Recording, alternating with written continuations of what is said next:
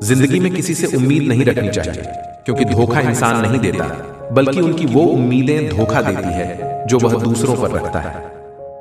जिंदगी में सही लोगों की तलाश कभी मत करो, आप स्वयं ही सही बन जाओ। क्या पता आपसे मिलकर शायद किसी की तलाश पूरी हो जाए। स्वयं को अनुशासन में रखना बहुत अधिक महत्वपूर्ण है। यह आत्म अनुशासन ऐसा होना चाहिए जिसके परिणाम से आप पूर्णतः अवगत हो।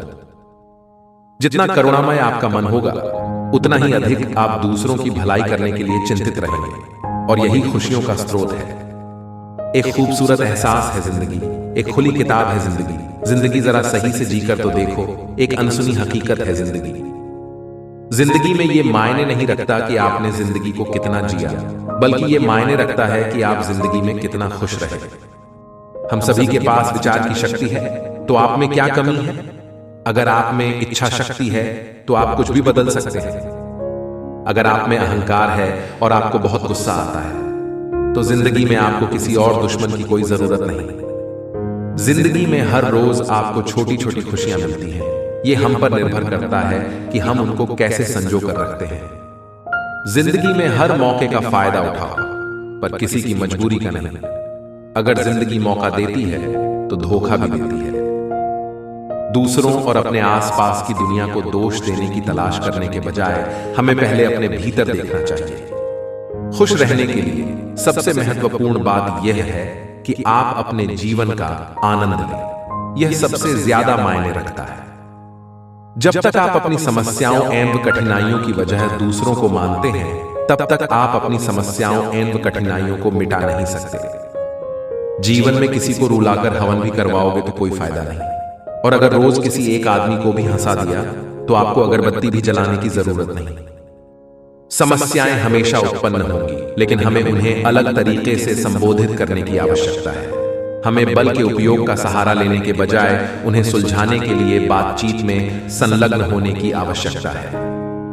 जीवन में कठिनाइयां हमें बर्बाद करने नहीं आती हैं, बल्कि यह हमारी छुपी हुई सामर्थ्य और शक्तियों को बाहर निकलने में हमारी मदद करती है।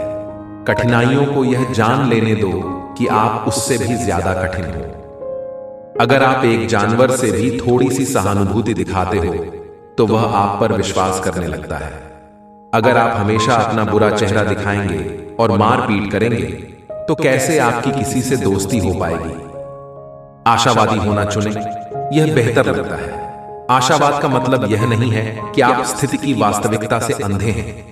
इसका अर्थ है कि आप जो भी समस्याएं हैं, उसका समाधान खोजने के लिए प्रेरित रहते हैं। मेरा ध्यान मुख्य रूप से लोगों से मिलने में होता है, क्योंकि मेरी प्रमुख रुचि उनके बीच मानवीय मूल्यों, मानवीय स्नेह और धार्मिक सद्भाव की भावना को बढ़ावा देना है, और मैं इस उद्देश्य के लिए प्रतिबद्ध हूं। हम सभी इस ग्रह पृथ्वी को साझा करते हैं, इसलिए हमें एक दूसरे के साथ और प्रकृति के साथ सद्भाव और शांति से रहना सीखना होगा। यह केवल एक सपना नहीं है, बल्कि एक आवश्यकता भी है। समय का उचित उपयोग महत्वपूर्ण है। हमारे पास यह शरीर है और विशेष रूप से यह अद्भुत मानव मस्तिष्क है। मुझे लगता है कि हर मिनट कीमती है। आधुनिक शिक्षा प्रणाली के बारे में मेरा हमेशा से यह मानना है कि हम सिर्फ और सिर्फ मस्तिष्क के विकास पर जोर देते हैं, और नरम दिल होने की आवश्यकता को हम हमेशा से नकारते आ रहे हैं। आपका मौन रहना कभी कभी आपका सबसे अच्छा जवाब होता है।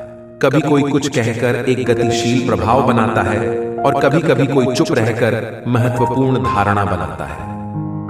जीवन या तो स्वीकार किया जा सकता है या बदला जा सकता है। अगर स्वीकार न किया जाए तो बदलना आवश्यक है, और अगर बदला नहीं जा सकता तो स्वीकार करना आवश्यक है।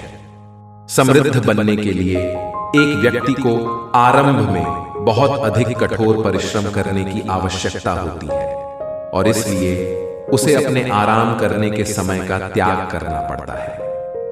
हम चाहें तो अपने आत्मविश्वास और मेहनत के बल पर अपना भाग्य खुद लिख सकते हैं, और अगर हमको अपना भाग्य लिखना नहीं आता तो परिस्थितियां हमारा भाग्य लिख देंगी। यह संसार मानवता का है, इस नेता का या फिर उस नेता का नहीं, और ना ही किसी राजा या राजकुमार का और किसी धार्मिक गुरु का भी नहीं।